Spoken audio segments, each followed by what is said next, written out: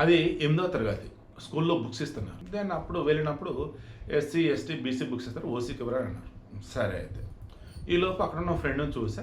అతను క్రిస్టియన్, చర్చికి వెళ్తాడు. అతని పేరు కూడా ఆల్మోస్ట్ అలాగే ఉంటుంది. బట్ గణేష్ గోల్డ్ తాకట్టులో ఉన్న బంగారాన్ని విడిపించి కొనబడును. సంప్రదించండి 9966611144. జనరల్గా చర్చిలో ఉన్నప్పుడు ఒకలాగా ఉండిద్ది, బయట సర్టిఫికేట్ ఒకలాగా ఉండేది అని నా తర్వాత అర్థమైంది.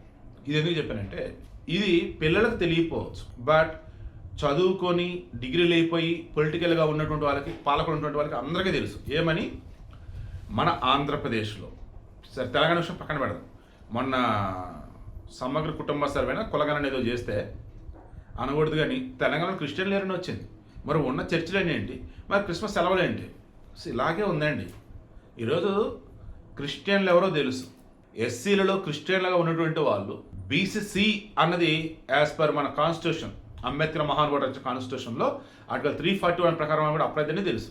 కానీ ఇప్పటికీ రాజకీయం కోసం మన వాళ్ళు ఏం చేస్తుంటారు, సెమీ క్రిస్మస్ సెలబ్రేషన్స్కి వెళ్తారు, క్రిస్మస్ సెలబ్రేషన్స్కి వెళ్తారు, విషెస్ చేస్తారు, బట్ వాళ్ళు ఎస్సీ హిందూ అని మాత్రమే ఉంటారు.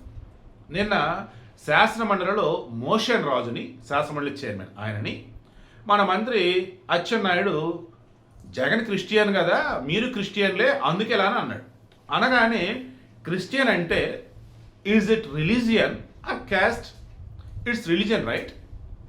ఇమ్మీడియట్గా మోషన్ రాజు అంటాడు, మీరు నా కులాన్ని తక్కువ చేసి మాట్లాడదు, నా కులాన్ని ఇన్వాల్వ్ చేయొద్దని చెప్పేసి అన్నాడు. పోనీ అచ్చెన్నాయుడు అని అనాలి కదా.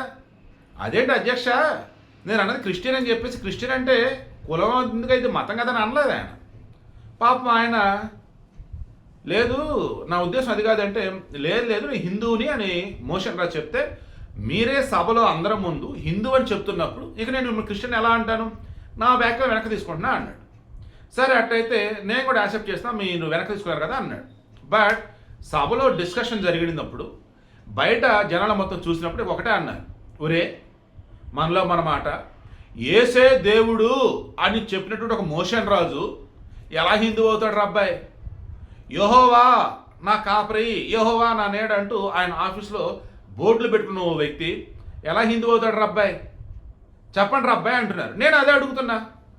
మోషన్ రాజు సార్ గుండెల మీద చేసుకోండి సార్, మన అమ్మా నాన్న ఎవరో ఏంటో చెప్పుకోవటం ఎంత ముఖ్యమో, మన నమ్మే దేవుడు ఎవరో చెప్పుకోవడం అంతే ముఖ్యం సార్. ఏసే దేవుడు, ఆయనే దేవుడు అని చెప్పినటువంటి మీరెలా హిందూ అవుతారండి? సర్టిఫికేట్లో ఎస్సీ హిందూ అని మాత్రం హిందూ అయిపోతారా? వైసీపీ హయాంలో కూడా ఒక మేఘతోటి సుచరిత కానీ అలా చెప్పుకుంటూ పోతే అప్రాక్సిమేట్లీ 15 మంది ఏమో వైసీపీ హయాంలో వాళ్ళు చర్చిలకు వెళ్తారు, ప్రార్థనలు చేస్తారు, ఇళ్లలో దేవుడు జీసస్ అన్నీ ఉంటాయి, మళ్ళీ సర్టిఫికేట్లో ఎస్సీ హిందూ అని ఉంటుంది. ఏంటంటే రిజర్వేషన్ల కోసం. నేను నైటు సప్తపది సినిమా చూశాను. నేను అది చూస్తున్నప్పుడు నాకు అనిపించింది కదా, ఆనాడు అంబేద్కర్ మహానుభావుడు, మార్క్ మై వర్డ్, ఆ రోజు అంబేద్కర్ మహానుభావుడు అసమానతలు పోవాలన్నా, హరిజనులుగా ఉన్నటువంటి ఎస్సీలు సమాజంలో గౌరవప్రదమైన స్థానాలలో ఉండాలి అన్నా వాళ్ళు మతం మారొద్దు. వారు గనక హిందువులు కానీ, బౌద్ధులు కానీ, సిక్కులు కానీ, ఎవరైనా కానీ ఎస్సీలుగా ఉన్నటువంటి వాళ్ళు వారి కనుక మతం మారి ముస్లిమో క్రిస్టియన్ కనుక అయితే ఇక వారికి ఎస్సీ ఉండదని చెప్పేసి అన్నాడు. దాని అర్థం ఏంటంటే, రిజర్వేషన్ వీళ్ళకి ఉండాలి అన్నప్పుడు నా భారతదేశంలో ఉండే మతంలోనే వారికి కంటిన్యూ అవ్వాలి, అప్పుడు మాత్రమే సమానత్వం వచ్చింది, అప్పుడే అంటరానితనం పోయింది అని చెప్పేసి అనే యొక్క ఉద్దేశం. కానీ ఏం చేశానండి, అడ్డదిడ్డంగా మత మార్పులు చేసి పడేశారు.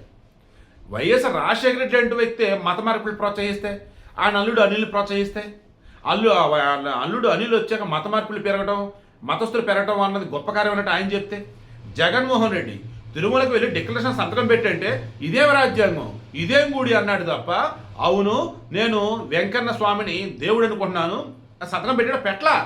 మరి అటువంటి జగనానికి ఎవరు ఉంటారా, అటువంటి వైసీపీకి ఎవరు ఉంటారా? అండ్ ఏసే దేవుడు అన్నటువంటి మోషన్ రాజు ఎలా హిందూ అవుతాడు అసలు?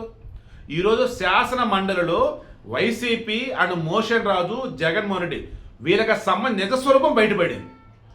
వాళ్ళు ఏ కాడికి ఎస్సీని అడ్డు పెట్టుకొని, నేను కరెక్ట్గా మాట్లాడుతున్నా, ఎస్సీ అన్నటువంటి ఆ క్యాస్ట్ని, ఆ కేటగిరీని అడ్డు పెట్టుకొని రిజర్వేషన్ ఫలాలు పొంది నిజమైనటువంటి హిందువులుగా ఉన్నటువంటి ఎస్సీలు ఎవరైతే ఉన్నారో వారిని అణగదొక్కేస్తున్నారు. ఓలల్లో ఇప్పటికీ చాలా చోట్ల క్రిస్టియన్లుగా ఉంటూ ఉన్నటువంటి చాలామంది ఎక్కడో ఒకళ్ళిద్దరు పాపం లేదా ఒక 5-10% ఎంతో ఉన్నట్టుంటే వారిని మతంలోకి మీరు మారరా అంటూ వారిని వెలేయటం, వారిని శుభకార్యాలు పిలవకపోవటం, వాళ్ళతో మాట్లాడకపోవటం ఘోరాతవరంగా చేస్తున్నారండి అసలు. ఇప్పుడు వీటన్నిటికీ అడ్డుకట్ట వేయాలి. నా దేశంలో ఉన్నటువంటి చీఫ్ మినిస్టర్కి, ప్రైమ్ మినిస్టర్కి, చీఫ్ జస్టిస్ ఆఫ్ ఇండియాకి వీళ్ళందరికీ తెలుసు ఏమని, ఎస్సీలలో ఉన్నటువంటి అత్యధికులు, ఎస్పెషల్ నాకు నార్త్ ఇండియా తెలుసు, సౌత్ ఇండియా చెప్తున్నా, సౌత్ ఇండియాలో ఉన్నటువంటి ఎస్సీలలో అత్యధికులు వచ్చి క్రిస్టియన్లే. మీరు కరెక్ట్గా చెక్ చేసి చూస్తే వారిలో 90% మోర్ దాన్ ఎస్సీల నుంచి బీసీలోకి వెళ్ళిపోతారు. అప్పుడు నిజమైన క్రైస్తవులు ఉన్నారే వారికి న్యాయం జరిగింది, మేలు జరిగింది.